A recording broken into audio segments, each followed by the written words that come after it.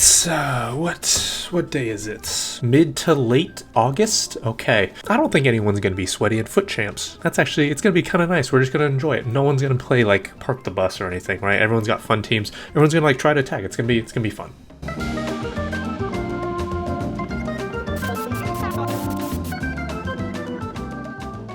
What is up, guys? It is DMG here, and today we are going to be talking about the FIFA community because, as we all know, it sucks. It is so bad. It is one of the worst communities I have ever seen. It is less than a month before the web app for the new FIFA drops. A little over a month until the actual next FIFA comes out. We're going to start seeing new information about ratings and new like top players and building starter squads and everything like that within the next couple of weeks. Again, it is mid to late August and people are still playing park the bus, drop back, counterattack, 5 at the back, meta abusing just mechanic spammers in general with these insane teams that they managed to have. This wasn't even the game that I wanted to look at, okay? This was just a precursor, all right? Look at this. I had a stupid amount of shots, way more shots on target, way more possession, way better pass accuracy. I had more attacking possession, nearly double compared to his normal possession. And again, this isn't even the one I want to talk about, all right? This is just a precursor because the one that I want to talk about, which was the next game, the very next game, that involves some messages and some more people getting upset over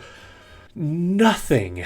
Just nothing. So as you can see right here, I'm actually using a full Ghana team, which is what I did for this weekend league because I wanted to use Duncan. He's been my favorite player all year, so I built a full Ghana team just to kind of have, you know, a little bit of fun considering it is, again, about a month until the next FIFA. I know, someone actually wanted having fun in foot champs. I'm one of a kind, what can I say? Now this is the team of my opponent. Now it's still not great. The team that I played in the first game had like Messi, Neymar, Mbappe, all those insane players.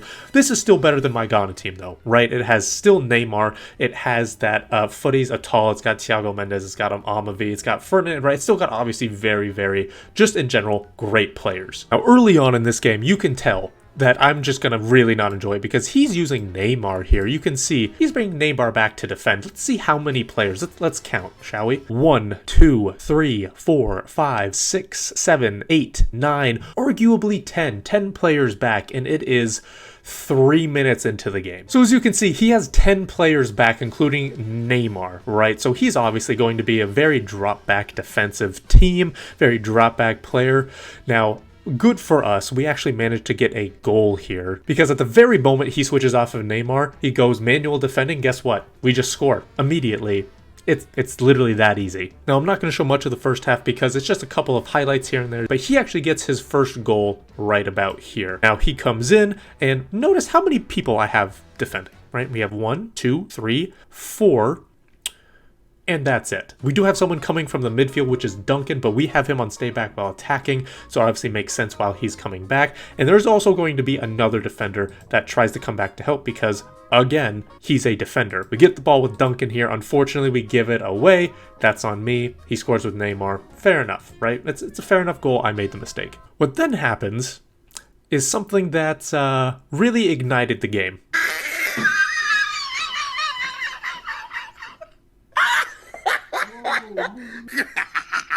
Now, personally, I don't really care that much about celebrations, but if it's long, that's what really starts to tilt me. I would much rather be shushed and dabbed on because those never took more than 10 seconds. Being dabbed on took like 3 seconds. That's fine. You got your point. You humiliated me. Fair enough. You move on. People who dabbed, I can respect that compared to this. There could be a celebration where the goal scorer cures a kid's cancer, but if it's more than 10 seconds, I'm going to hate it. Also keep in mind that he's playing a 4-4-2 defend, which in my opinion is the rattiest of all formations because you have 2 banks of 4, 2 defensive mids, left and right mid come back, and let's not forget he was defending with Neymar as well. So he has 10 people back pretty much at all times. At least with a 5 at the back, you don't have defensive mids because there's no 5 at the back formation that has defensive mids. Now, eventually, at the end of the first half, we get absolutely demolished here with SCN, and thankfully for me, we actually did manage to put the penalty away, which is very strange because I just miss penalties. Now, I do want to take a quick look at the stats. Again, it's even on shots and shots on target. I obviously have much more possession because he's being more defensive than any team Mourinho has ever managed in his life. Now, as the halftime timer is actually winding down, he actually sends me a message, and you can see my face with how absolutely delighted I am. This is the message that he sent. I love when EA picks who wins.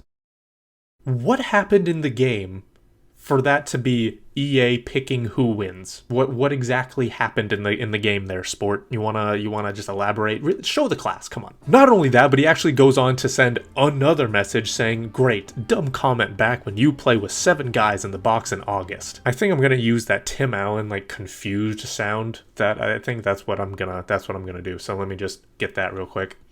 Does this guy really not remember what he was doing when I scored my first goal? When he has everyone back, where he had 10 players back, including one of his strikers? On the other side, for me, I had my 4 defenders and my center mid back. Does this not ring a bell? It's just the maths. I understand math is a hard subject for a lot of people, but no one's that stupid, right?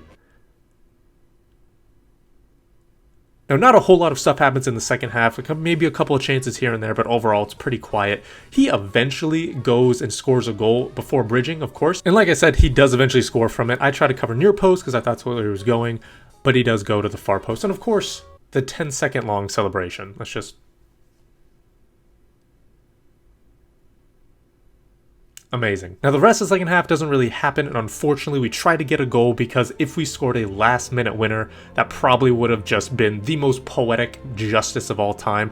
Unfortunately, this kudu shot just goes wide. You can see my frustration there. It's really unfortunate. However, I think that winning in extra time might just add a little bit more salt to the wounds. Don't you agree? That's called foreshadowing, FYI. He's also playing a 4-2-2, which you may think is attacking, but it's actually just the same as a 4-4-2 defend, because this guy used his attacking mids as left and right wing back. So again, everyone besides his 2 strikers were back. Case in point, this one single screenshot really tells it all when he has 6 players in a line and his 2 defensive mids are further up than his left and right attacking mids. Now thankfully we do manage to get a goal because Kudus and the Ghanaian legends are just absolute heroes. Kudus, the second inform Kudus, does a nice little Berba spin, 3-star weak foot, and he finishes it. Pure, unadulterated happiness. What's the one movie with like Will Smith? This is what happiness looks like? This part of my life is called happiness. Don't think Will Smith ever scored a last-second winner in extra time against a scumbum, that's all I'm saying. Now at this point, he's kind of scaring me because right there when I get the ball, unfortunately, the player switching is a little off. It's just not really working. He gets the ball here with Harry Kane. I'm thinking it's going to be a goal.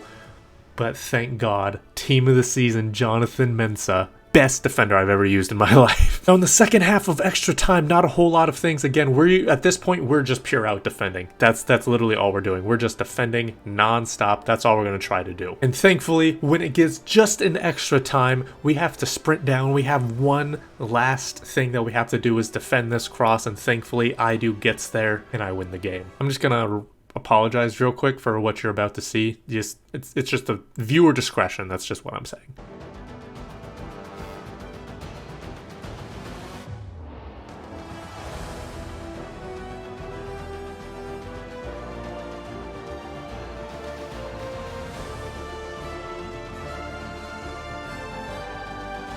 Now, if you take a look at the stats, obviously we, again, were the much better team, especially against playing this scumbum who, again, just all drop back, all defense. We had double the shots on target, much more possession, better pass accuracy, much more attacking possession, and of course we sent him a message as well. We just had to, didn't we? Now, unfortunately, he did not respond to those messages, which I'll be honest, I'm not surprised by because, you know, these scumbums never really tend to, you know, face the music. I thought this would spread some happiness. Hopefully you guys would enjoy that. So that is going to do it for this video, guys. Thank you so much for watching. This has been DMG.